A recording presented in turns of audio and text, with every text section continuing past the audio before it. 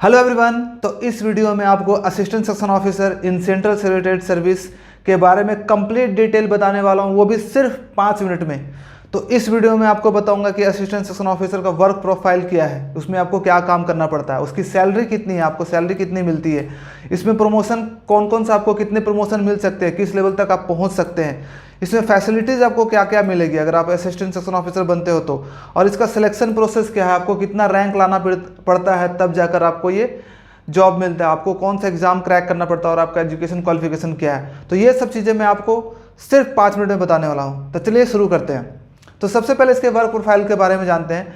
तो इसका जो वर्क प्रोफाइल है वो है एक डेस्क जॉब है, आपको कंप्यूटर पे काम करना है। आप यहाँ पे देख सकते हो पिक में, ऐसे ही आपको एक सीट दे दिया जाएगा और यहाँ पे आपको बैठ के काम करना है। मेनली फाइल वर्क है, इसमें कोई पब्लिक डीलिंग नहीं है, जैसे बैंक में होता है वैसा डीलिंग नहीं है, आपको सिर्फ अपना काम करना है, ठीक है। इसका जो पोस्टिंग है सिर्फ दिल्ली में है, ओनली दिल्ली में ही आपको पोस्टिंग है। आप ज्वाइनिंग भी दिल्ली में करते हो और रिटायर भी आप दिल्ली में करते हो, और इसके जितने भी ऑफिसेस हैं ना वो सब इंडिया गेट के आसपास में ही हैं। तो हार्ट ऑफ जो दिल्ली है वहीं पे आपको काम करना है, प्रेसिडेंट हाउस जो पार्लियामेंट है उसी के आसपास। इसका जो वर्किंग आवर होता है 9 to 5:30 होता है, 9 बजे से 5:30 तक, और सैटरडे संडे आपको ऑफ मिलता है। उसके साथ ही लंच टाइम आपको होता है 1 से 2 बजे तक आपको लंच टाइम मिलता है। इसका जो पोस्टिंग आपको होगा ना, जितने भी मिनिस्ट्री हैं उसी के हेडक्वार्टर में ही आपको होगा अगर आप ASO बनते हो तो, ठीक है, CSS में। और ये 2024 में नया बिल्डिंग बनने वाला है, सभी बिल्डिंग जितने पुराने हो चुके हैं इस तरह का बिल्डिंग बनेगा। ये राजपथ है, इंडिया गेट है, उसके दोनों तरफ सारे मिनिस्ट्रीज बनेंगे और यहीं पे आप 2024 के बाद काम करोगे। और एक वर्ल्ड क्लास इंफ्रास्ट्रक्चर होने वाला है 2024 के बाद। और आपको गवर्नमेंट क्वार्टर भी दिल्ली में आपको मिल जाता है, आपको 2-3 साल का वेट करना पड़ता है, बट इजीली आपको यहाँ पे गवर्नमेंट क्वार्टर मिल जाता है, ठीक है। उसके बाद अब चलते हैं सैलरी के बारे में बात करते हैं कि इसमें आपको स्टार्टिंग सैलरी कितनी मिलती है। तो इसका जो बेसिक पे है 44,900 होता है, उसमें आपको DA, HRA, ट्रैवल अलाउंस ये सब मिला करके आपका जो ग्रॉस सैलरी बनता है सारा सैलरी, उसमें आपका NPS का अमाउंट भी होता है। उसका अगर ग्रॉस सैलरी देखा जाए तो 86,000 आपका सैलरी बनता है। जो बोलते हैं पैकेज होता है ना, पैकेज आपको 86,000 पर मंथ के लगभग आसपास बनता है। और आपको जो net salary, in hand salary मिलती है, जब आप बाकी कट के NPS का अमाउंट कट करके, टैक्स कट करके, CGHS का कट करके आपको 71,000 आपको हैंड में मिलेगा, हाथ में मिलेगा। ये स्टार्टिंग में है। और हर साल आपका इंक्रीमेंट 3 से 5 हज़ार के आसपास होता है। हर साल आपका एक साल के बाद 3 से 5 साल का इंक्रीमेंट होता है, और प्रमोशन होने के बाद आपका इंक्रीमेंट बहुत ज़्यादा हो जाता है, ठीक है।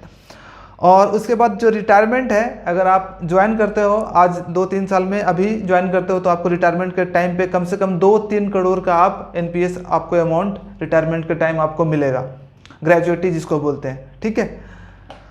उसके बाद अब चलते हैं प्रमोशन के बारे में। तो किसमें क्या क्या प्रमोशन है। जो पहला प्रमोशन है वो है सेक्शन ऑफिसर के पोस्ट पे, और ये होता है नॉर्मली 5 साल में होता है। एक एग्ज़ाम निकालना पड़ता है आपको, डिपार्टमेंटल एग्ज़ाम होता है, तो आप 5 साल में हो जाओगे, नहीं तो आपको बिना एग्ज़ाम निकाले 8 से 10 साल का टाइम लग जाता है, ठीक है। और ये एक 4800 ग्रुप B गैजेटेड पोस्ट है।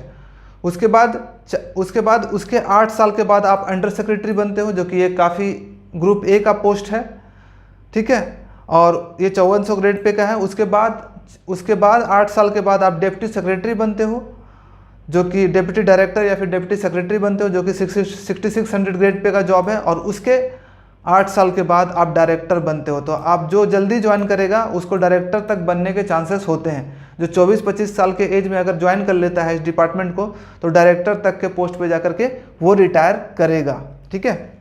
अब फैसिलिटीज़ के बारे में बात करते हैं कि क्या क्या फैसिलिटीज़ मिलती है ASO इन CSS वालों को।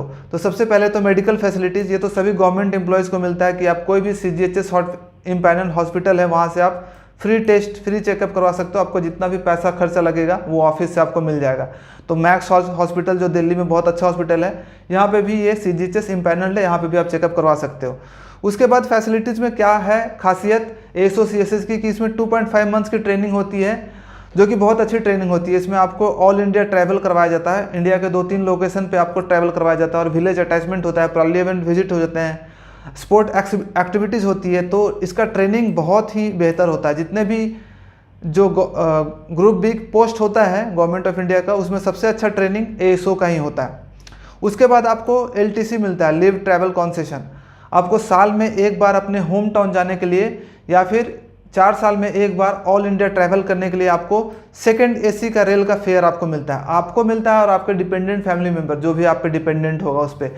और अगर रेल का रूट नहीं है तो आप फ्लाइट का अगर रूट है तो फ्लाइट भी मिल जाता है। 4 साल में एक बार आप ऑल इंडिया ट्रैवल कर सकते हो, उसमें अंडमान निकोबार भी शामिल है, लक्षद्वीप भी शामिल है, वहाँ भी आप जा सकते हो। उसके बाद दिवाली बोनस भी मिलता है, दिवाली के टाइम पे कुछ बोनस, बहुत ज़्यादा नहीं मिलता है पर इतना ज़रूर मिल जाता है कि आप अपने कपड़े वपड़े खरीद सकते हो। ऑनरेरियम भी मिलता है आपको जनवरी के आसपास, जनवरी फरवरी के आसपास। और उसके बाद अगर आपके बच्चे होंगे तो आपको चाइल्ड का ट्यूशन फ़ी भी आपको मिल जाता है ऑफिस की तरफ से। और उसके बाद हर 3 साल पे सभी गवर्नमेंट एम्प्लॉय जो भी सेंट्रल गवर्नमेंट के हैं उनको एक बैग का अलाउंस मिलता है 3000 का। 3 साल पे आप एक बैग खरीद सकते हो और उसको ऑफिस से आपको मिल जाएगा। इसके साथ ही और कुछ भी छोटी मोटी फैसिलिटीज़ आपको गवर्नमेंट की तरफ से मिलती रहती है। अब चलते हैं सिलेक्शन प्रोसेस क्या है।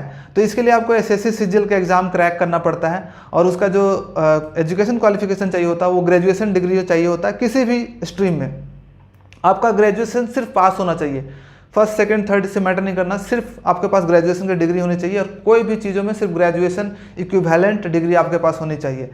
एएसओ इन सीएसएस में आपको सिलेक्शन के लिए कम से कम जो रैंक है एसएससी सीजीएल एग्जाम में, स्टाफ सिलेक्शन कमीशन के एग्जाम में 1000 के अंदर आप रैंक लाओगे तभी आपको ये पोस्ट मिल पाएगा। अगर आप जनरल कैटेगरी से हो तो, ओबीसी हो तो थोड़ा सा रैंक आप ज़्यादा में भी आपको मिल जाएगा। अच्छा, आपको कैसे सिलेक्शन लेना है तो आपको मेरे वीडियोज़ देखने हैं। मैं गाइडेंस रिलेटेड ही वीडियो बनाता हूँ कि कैसे आप इस एग्ज़ाम को क्रैक कर सकते हो, तो मेरे वाकई वीडियोज़ भी देख सकते हो तो आपका सिलेक्शन ज़रूर होगा।